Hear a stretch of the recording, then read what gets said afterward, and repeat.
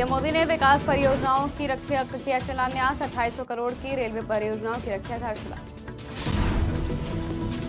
CM चुने जाने के बाद आतिशी का बयान, कहा केजरीवाल का धन्यवाद करना चाहती हूं। केजरीवाल ने दिल्ली के उपराज्यपाल को सौंपा इस्तीफा, आतिशी होंगी नई सीएम। मोदी 3.0 के 100 दिन पूरे, सरकार ने गिनाई उपलब्धियां। अमित शाह ने कहा पूरी दुनिया की नजर पीएम मोदी पर। नमस्कार, स्वागत है आपका आज की खबर में। मैं हूं आपके साथ महिमा शर्मा। बढ़ते हैं देश की बड़ी खबरों की ओर। प्रधानमंत्री मोदी ने भुवनेश्वर में 2800 करोड़ रुपए से अधिक की रेलवे परियोजनाओं की आधारशिला रखी और उन्हें राष्ट्र को समर्पित किया। साथ ही 1000 करोड़ रुपए से अधिक की राष्ट्रीय राजमार्ग परियोजनाओं की आधारशिला रखी। प्रधानमंत्री मोदी ने कहा कि आज का ये दिन एक और वजह से भी विशेष है। आज केंद्र की एनडीए सरकार के 100 दिन भी हो रहे हैं। इस दौरान गरीब, किसान, नौजवान और नारी शक्ति के सशक्तिकरण के लिए बड़े बड़े फैसले लिए गए हैं। आज का ये दिन एक और वजह से भी विशेष है। आज केंद्र की एनडीए सरकार के 100 दिन भी हो रहे हैं। इस दौरान गरीब, किसान, नौजवान और नारी शक्ति के सशक्तिकरण के लिए बड़े बड़े फैसले लिए गए हैं।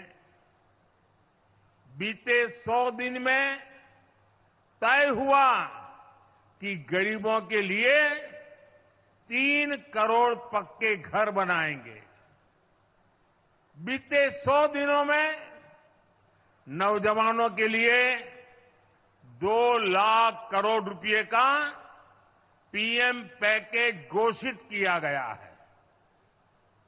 युवा साथियों को इसका बहुत लाभ होगा। इसके तहत प्राइवेट कंपनियों में नौजवानों की पहली नौकरी की पहली सैलरी सरकार देने वाली है। ओडिशा सहित पूरे देश में 75,000 नई मेडिकल सीटें जोड़ने का भी फैसला किया गया है। राष्ट्रीय राजधानी दिल्ली को नया सीएम मिल गया है। आम आदमी पार्टी की नेता आतिशी अरविंद केजरीवाल की जगह मुख्यमंत्री पद की शपथ लेंगी। आतिशी ने कहा, सबसे पहले मैं दिल्ली के मुख्यमंत्री और मेरे गुरु अरविंद केजरीवाल का धन्यवाद करना चाहती हूं, जिन्होंने मुझे इतनी बड़ी जिम्मेदारी दी है और मुझ पर भरोसा दिखाया। ये सिर्फ आप में हो सकता है, जहाँ फर्स्ट टाइम पॉलिटिशियन एक राज्य की मुख्यमंत्री बनी। दिल्ली के लोकप्रिय मुख्यमंत्री, आम आदमी पार्टी के नेता, मेरे गुरु अरविंद केजरीवाल जी का धन्यवाद करना चाहती हूँ, जिन्होंने मुझे इतनी बड़ी जिम्मेदारी दी और इस जिम्मेदारी के लिए मुझ पर भरोसा किया। ये सिर्फ आम आदमी पार्टी में हो सकता है, अरविंद केजरीवाल जी के नेतृत्व में हो सकता है कि एक फर्स्ट टाइम पॉलिटिशियन एक राज्य की मुख्यमंत्री बने। मैं एक सामान्य परिवार से आती हूँ। शायद किसी और पार्टी में होती तो चुनाव की टिकट भी नहीं मिलती, लेकिन अरविंद केजरीवाल जी ने मुझ पर भरोसा किया, मुझे विधायक बनाया, मुझे मंत्री बनाया और आज मुख्यमंत्री बनने की जिम्मेदारी दी है। मैं खुश हूं कि अरविंद केजरीवाल जी ने मुझ पर इतना भरोसा किया है।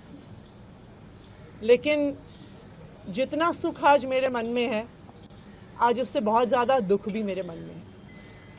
दुख इसलिए कि दिल्ली के लोकप्रिय मुख्यमंत्री, मेरे बड़े भाई अरविंद केजरीवाल जी आज इस्तीफा दे रहे हैं।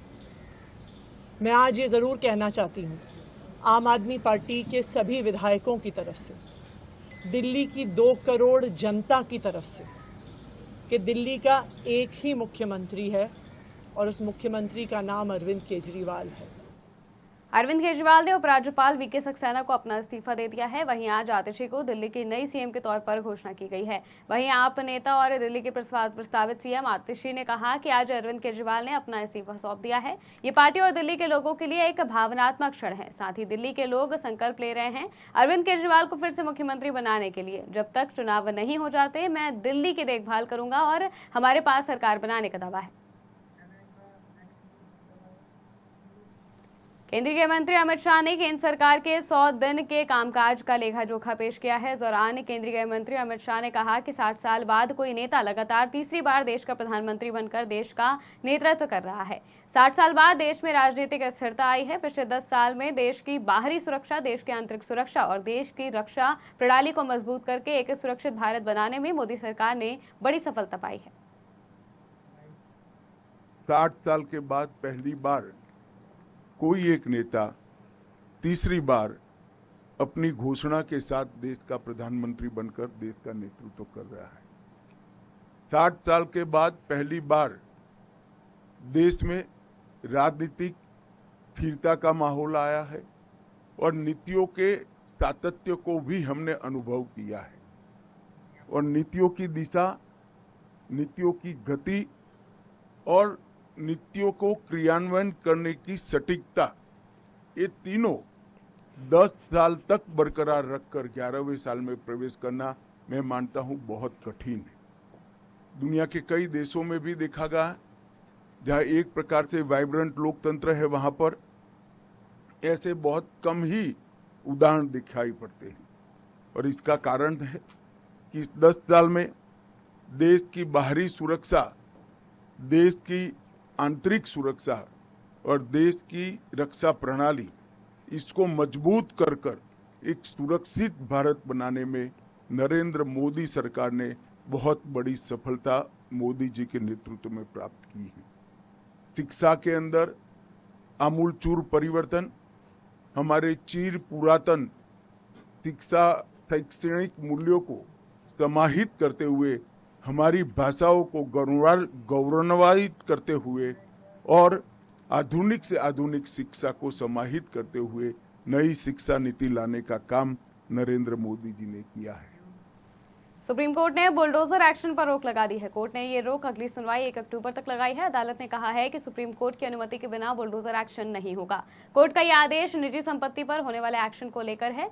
सुप्रीम कोर्ट ने कहा कि अगली तारीख तक इस अदालत की अनुमति के बिना कोई विध्वंस नहीं होगा। हालांकि ऐसा आदेश सार्वजनिक सड़कों, फुटपाथों, रेलवे लाइनों से सटे या फिर सार्वजनिक स्थानों पर अनाधिकृत निर्माण पर लागू नहीं होगा। देश की बड़ी खबरों में फिलहाल इतना ही। देश और दुनिया की तमाम खबरों के लिए देखते रहिए आज की खबर।